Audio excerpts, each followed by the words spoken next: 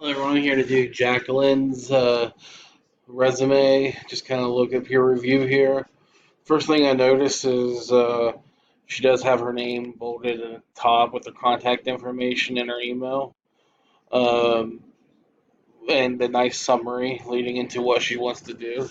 Usually, what I like to do is I like to have summaries kind of on like a top page, on those like a cover letter, I guess you could say, because I feel like things need to be more, formatted, for resumes.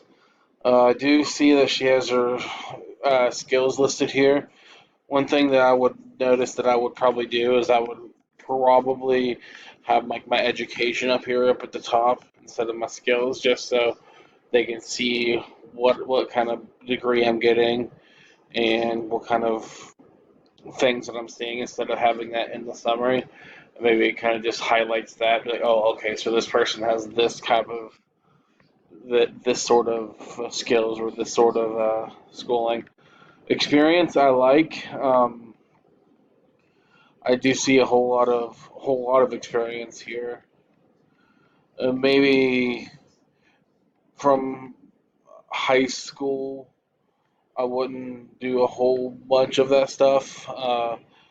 It's a little daunting. I see like almost two full pages of resume here, and sometimes if you see a whole bunch of white space on a resume on the right hand side, some people can look at it and be like, oh, okay, this is getting boring, or maybe if it's I've noticed that some people or people that review these types of resumes see that.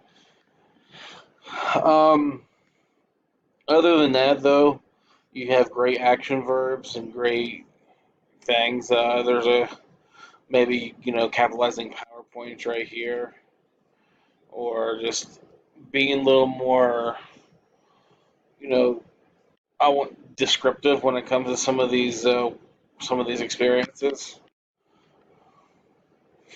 I do see education and training all the way at the bottom. Like I said, I would put it up top to where it's more easily read and more easily accessible, I guess.